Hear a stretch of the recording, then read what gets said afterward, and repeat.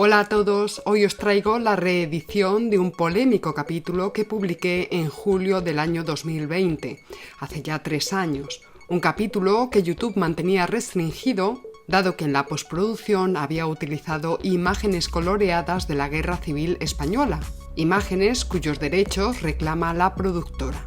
Sustituidas las imágenes, presento de nuevo el vídeo, que ahora titularé Memoria Histórica y el 18 de julio de 1936.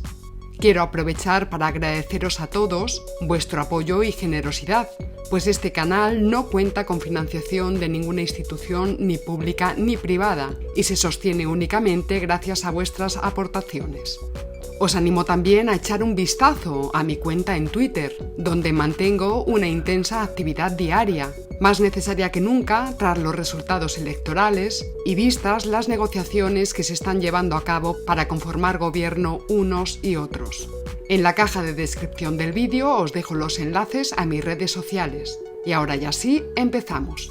Memoria Histórica y el 18 de julio de 1936. Buenos días, sus señorías, mi nombre es Fortunata y Jacinta, esto es QM de País y hoy, 18 de julio de 2020, dedicaré este programa a triturar la mentira memoria historicista que interpreta los sucesos del 18 de julio de 1936 como un golpe de Estado fascista. ¡Ojo, compatriotas! Que volvemos a ponérselo fácil, muy fácil, a los censores de YouTube. Virgen del Rosario, no te gusta a ti tocar los pinreles ni nada. Di que sí, bonita. Además, como siempre dices tú, al poder hay que criticarlo, no adularlo. Ah, sí, eso sí.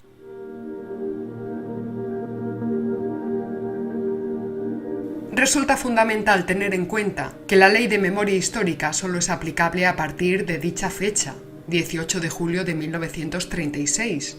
Como si lo ocurrido antes de ese día hubiese sido la plácida vida de una república idílica e incorruptiblemente democrática. Una especie de Arcadia feliz, desde la que cayeron los hombres y las mujeres por culpa de unos pocos seres malvados y en extremo infernales.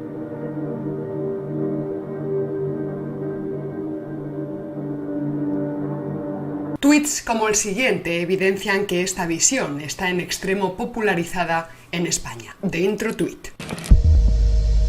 Advierte el tuitero Miércoles Republicano. ¡Que no te engañen! Esta bandera, se refiere a la rojigualda, también representa a los fascistas que atacaron la República. Olvida decir que también es la bandera de las Cortes de Cádiz, de la Primera República o de la Revolución Gloriosa, pero en fin. Y señalando la tricolor afirma: esta es la bandera de los que defendieron la democracia y se opusieron al fascismo.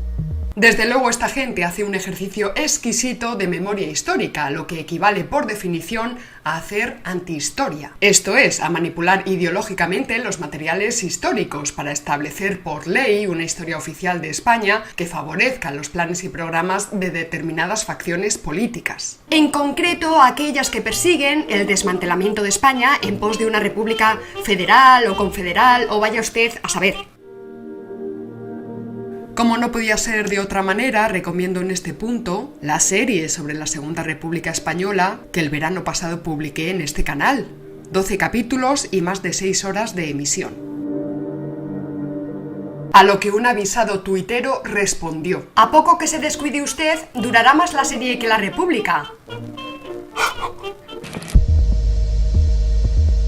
Empezaré citando una vez más a Clara Campoamor, quien pocos meses después del estallido de la guerra escribió La Revolución Española vista por una republicana, y allí decía, abrimos comillas, la división, tan sencilla como falaz, hecha por el gobierno frente populista entre fascistas y demócratas para estimular al pueblo, no se corresponde con la verdad.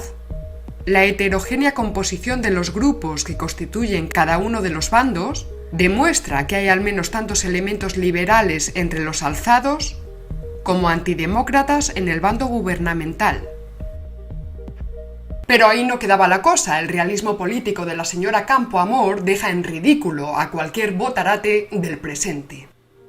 La victoria total, completa, aplastante de un bando sobre el otro, cargará al vencedor con la responsabilidad de todos los errores cometidos y proporcionará al vencido la base de la futura propaganda, tanto dentro como fuera de nuestras fronteras. Y mucho cuidado, porque Clara Campoamor considera a la coalición Frente Populista, a la que llama a los gubernamentales, ya muy alejada de los intereses republicanos. Presten atención ahora a este lúcido párrafo. Si el futuro tiene que depararnos el triunfo de los ejércitos gubernamentales, este triunfo no traerá consigo un régimen democrático, pues los republicanos ya no cuentan en el grupo gubernamental. Es decir, el componente republicano ya es residual o inexistente en el Frente Popular. El triunfo de los gubernamentales sería el de las masas proletarias. Y como éstas están divididas, serán otras nuevas luchas las que decidan si se quedarán con la hegemonía de los socialistas, los comunistas o los anarcosindicalistas. Pero el resultado solo puede ser una dictadura del proletariado, más o menos temporal, en detrimento de la República Democrática. Y continúa el diagnóstico partiendo ahora de la hipótesis de que ganaran los militares alzados. Si tal y como hemos indicado, las causas de la debilidad de los gubernamentales, esto es del Frente Popular, traen consigo el triunfo de los nacionalistas, los militares alzados, estos últimos también deberán empezar por instaurar un régimen que detenga las disputas internas y establezca el orden. Este régimen, lo suficientemente fuerte como para imponerse a todos, solo puede ser una dictadura militar. A los ideólogos de la memoria histórica no les interesa que se aireen testimonios como este de Clara Campoamor, porque evidencia que presentar la guerra civil como una lucha entre la libertad y el fascismo se funda en un relato ideológico, maniqueo y falso, olvidando, entre otras cosas, que durante la Segunda República Española el PSOE, que sí que existía, no así el PP, Ciudadanos o Vox, jamás reconoció la alternancia política como requisito fundacional del llamado juego democrático. Jamás. Ya hemos explicado en otro programa que el PSOE de la Segunda República sabía bien que la CEDA no era un partido fascista. Y de sobra sus dirigentes deben saber a estas alturas que franquismo y fascismo son dos cosas distintas.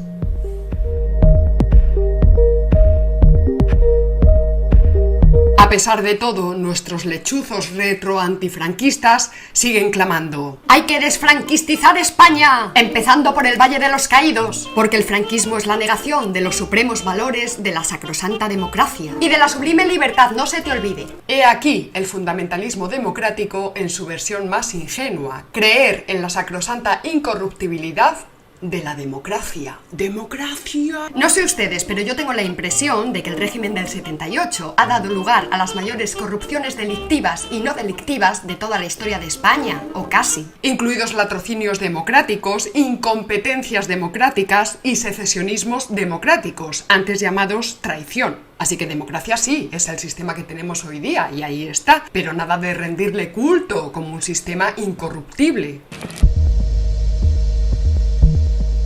Políticamente hablando, la ley de memoria histórica sirve a intereses de partido muy claros, como pueden ser borrar la culpa del PSOE histórico como principal responsable del hundimiento de la República y del estallido de la guerra civil, y transferir esa culpa a Franco.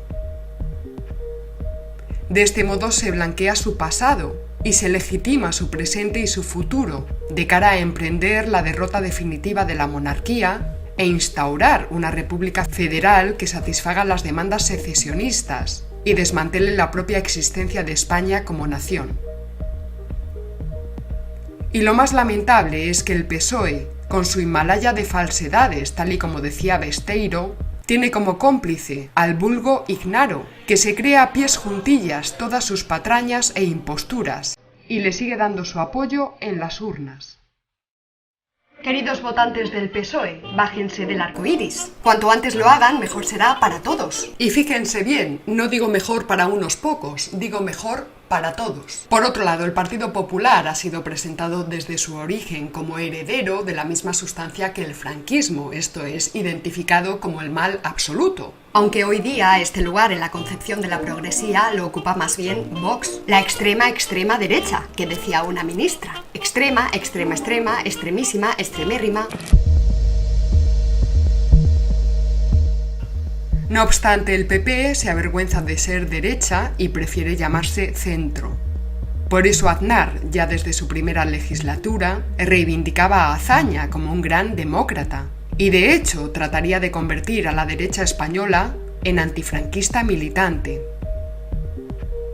Así, el diario de sesiones de las Cortes Democráticas de 1999, cuando gobernaba Aznar con el apoyo de Pujol tras lo del Majestic, recoge la afirmación de que lo ocurrido el 18 de julio de 1936 fue un golpe militar fascista, dado contra la legalidad republicana.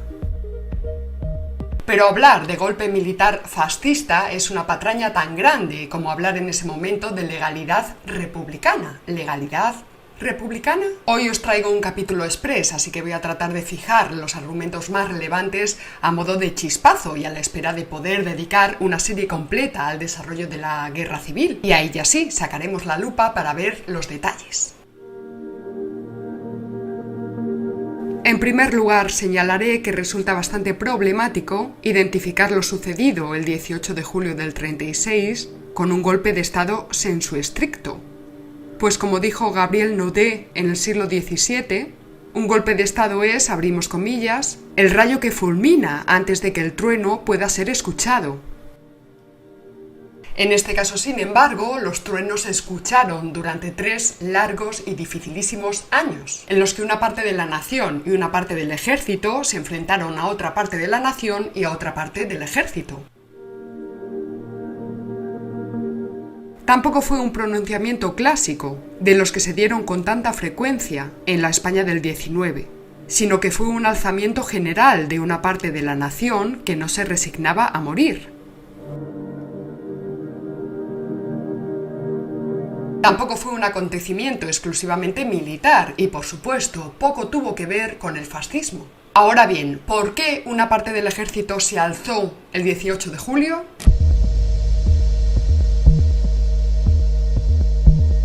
La fallida insurrección de octubre de 1934 quedó como telón de fondo en la pugna entre los partidos de izquierda y de derecha. La violencia generalizada del sector bolchevique largo caballerista del PSOE entre febrero y julio del 36 alcanzó incluso a sus enemigos dentro del partido, el propio Indalecio Prieto o los dirigentes socialistas asturianos.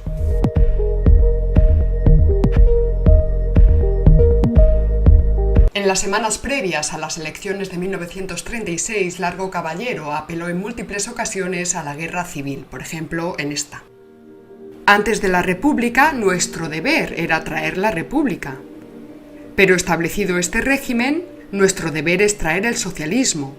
Y cuando hablamos de socialismo hay que hablar de socialismo marxista, de socialismo revolucionario con todas sus consecuencias. En un mitin en Alicante diría lo siguiente: las elecciones no son más que una etapa en la conquista, pero si ganan las derechas tendremos que ir a la guerra civil declarada. Y el 2 de febrero en Valencia. La clase trabajadora tiene que hacer la revolución. Si no nos dejan, iremos a la guerra civil. Por cierto, que también Calvo Sotelo y José Antonio Primo de Rivera anunciaron que en caso de derrota de las derechas no acatarían el resultado electoral. Como vemos, y me estoy ahorrando los detalles, el antagonismo entre ambos bloques había alcanzado niveles de tensión insostenibles, hasta tal punto que las generaciones de izquierda y las distintas modulaciones de la derecha creían estar luchando ya por su propia existencia, por su propia supervivencia ya. Si los generales, en complicidad con al menos la mitad de la nación, no se hubiesen sublevado en 1936, las derechas corrían el riesgo de ser aplastadas desde el poder del Estado y desde las calles.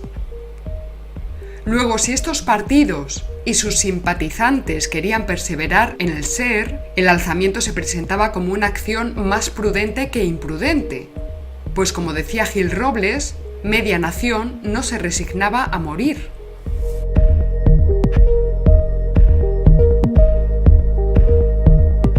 Las primeras noticias sobre el resultado de las elecciones del 36 anunciaban el triunfo del Frente Popular, lo que provocó que las masas izquierdistas, enardecidas por la noticia, invadieran las calles de muchas ciudades, provocando numerosos incidentes y exigiendo la liberación de los presos por la Revolución de 1934. Portela Valladares, quien asumía en ese momento la presidencia del gobierno, declaró el estado de alarma, pero desoyó los consejos de Gil Robles y del general Franco, que le aconsejaban aumentar la seguridad y declarar el estado de guerra. Esa misma tarde, Portela Valladares dimitió de la presidencia del gobierno. El 19 de marzo, el ala bolchevique o bolchevizante del PSOE Largo Caballerista publicaba que una de sus exigencias políticas era la transformación del Estado en una confederación de naciones ibéricas, atención, con derecho a la autodeterminación e incluso a la independencia. Ahí es nada. También proponía disparates como la supresión de la lengua oficial del Estado, esto es del español, la supresión de los ejércitos permanentes y exigía el armamento general del pueblo, más la confiscación de los bienes del clero y el fin de las organizaciones religiosas. En el orden económico, el manifiesto propugnaba, abrimos comillas, el control obrero en todos los establecimientos de la industria y el comercio, y la nacionalización de la banca y de los recursos naturales. Como vemos, todo muy distáxico. El 17 de marzo, Azaña escribía lo siguiente a su cuñado Cipriano Rivas Cherif. Creo que van más de 200 muertos y heridos desde que se formó el gobierno y he perdido la cuenta de las poblaciones en que se han quemado iglesias. El 13 de julio es asesinado por órdenes del gobierno el líder de la oposición, Calvo Sotelo. El día después, Prieto declaró: la trágica muerte del señor Calvo Sotelo servirá para provocar el alzamiento. Será una batalla a muerte, porque cada uno de los dos bandos sabe que el adversario, si triunfa, no le dará cuartel.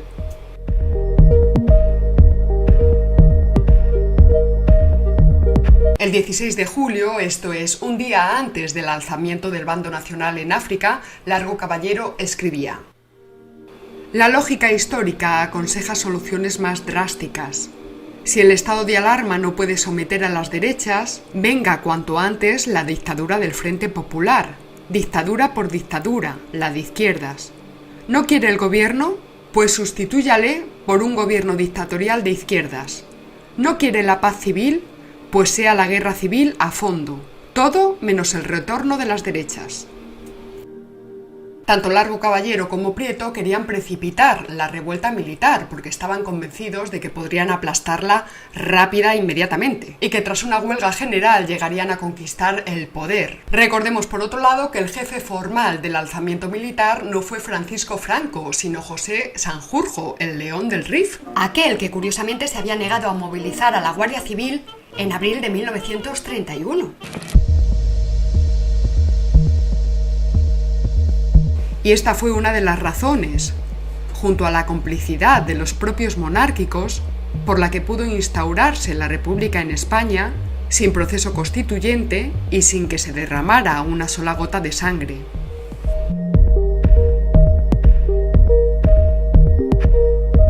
Sin embargo, el general Sanjurjo murió en un accidente de aviación 2 días después del alzamiento. Fíjense ustedes lo que son las cosas. Tal y como señalan Stanley Payne y Jesús Palacios, por paradójico que parezca, su muerte fue un golpe de suerte para los nacionales, ya que abría el camino a un comandante en jefe más joven, sano y capaz 2 meses después. Es dudoso que Sanjurjo poseyera la capacidad necesaria para lograr la victoria en una larga, cruel y compleja guerra civil. Tal y como declaró Franco, la legitimidad del alzamiento del 18 de julio estaba en la victoria del 1 de abril de 1939. Nada más acabar la guerra, 22 juristas presentaron un dictamen en el que afirmaban lo siguiente en relación al alzamiento del llamado bando nacional. No puede ser calificado en ningún caso de rebeldía, en el sentido jurídico penal de esta palabra, representando, por el contrario, una suprema apelación a resortes legales de fuerza que encerraban el medio único de restablecer la moral y el derecho, desconocidos y con reiteración violados. Se añadía que desde febrero de aquel año la República se transformó de Estado normal civilizado en instrumento sectario puesto al servicio de la violencia y del crimen, y continuaba. Ante el alzamiento, el gobierno Frente Populista, lejos de acudir al medio constitucional y legal de declarar el estado de guerra, apeló al procedimiento, jurídicamente inconstitucional y moralmente incalificable, del armamento del pueblo, creación de tribunales populares y proclamación de la anarquía revolucionaria. Hechos equivalentes a patente de corso, otorgada para la convalidación de los centenares de miles de asesinatos cometidos, cuya responsabilidad recae plenamente sobre los que los instigaron, cometieron y dejaron sin castigo. A propósito de este documento firmado por estos 22 juristas, Pío Moa informa de lo siguiente. El razonamiento del dictamen contenía una paradoja. Si el Frente Popular carecía de legitimidad por haber conculcado sin tasa la ley republicana, la consecuencia lógica habría sido restablecer dicha ley, tanto más cuanto que las derechas, en su mayoría, la había aceptado, aunque fuera a disgusto. Cosa interesantísima esta y desconocida por el gran público, a saber, Que la República no era de izquierdas y que hubo republicanos de derecha realmente comprometidos con la causa. Trae pa' acá. Pero para ahondar en esos detalles se tiene que ver la serie de los 12 capítulos. Incide Pío Moa en el hecho de que la República había perdido legitimidad al violar de forma sistemática muchos de los derechos programados en la propia Constitución Republicana de 1931, y así dice. Sin embargo, el franquismo pensaba en cualquier cosa menos en restablecer aquella legalidad, y no solo por anticatólica, sino porque había resultado inaplicada e inaplicable. La República había vivido la mayor parte del tiempo entre leyes como la de defensa de la República, que mutilaban las libertades constitucionales, los estados de excepción, la censura de prensa y violencias constantes.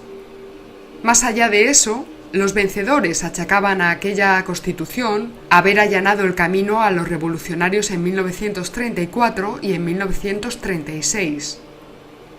La integridad nacional y las exigencias de orden y derecho debían considerarse valores previos y superiores a cualquier constitución particular. Es decir, la pervivencia de la nación está por encima de cualquier formalismo jurídico. España y la nación están por encima de la Constitución del 31 o de la del 78. A modo de conclusión, y ya para cerrar este capítulo express, punto 1. La Guerra Civil Española empezó al fracasar tanto el intento de insurrección rápida como el aplastamiento de los insurrectos. Si bien es cierto que la Guerra Civil tuvo su prólogo en octubre de 1934. Es decir, en julio de 1936 se reanudó lo que en octubre de 1934 había quedado a medias. Punto 2. Franco no se sublevó contra la República, sino contra el gobierno del Frente Popular, que había hecho de la Constitución de 1931, la Constitución republicana, papel mojado. Y no luchó en la guerra en pos de la monarquía, sino por una idea general de España. De hecho, la monarquía volvió tras su muerte, eso sí, nombrando en 1969 a Juan Carlos de Borbón como su heredero a título de rey. Y punto 3. El actual gobierno de coalición, PSOE, Podemos y socios separatistas, tratan de fijar la atención en la amenaza de un fantasmagórico franquismo redivivo, convirtiéndolo en un asunto de prioridad nacional, como si la ley de memoria histórica fuera a solucionar la tremenda crisis económica que se avecina, o el gravísimo problema del separatismo.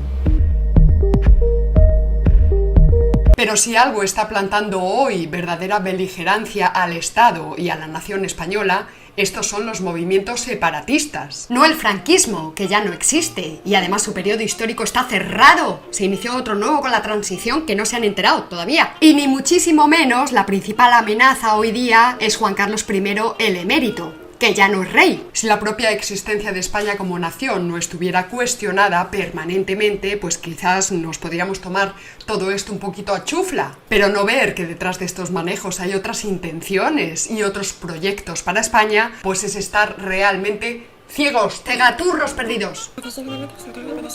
Bueno, pues creo que ya, se acabó por hoy. La semana que viene más. Pues sea, hasta la semana que viene. No olviden darle a la campanita y recuerda, si no conoces al enemigo ni a ti mismo, perderás cada batalla. ¡Hasta luego!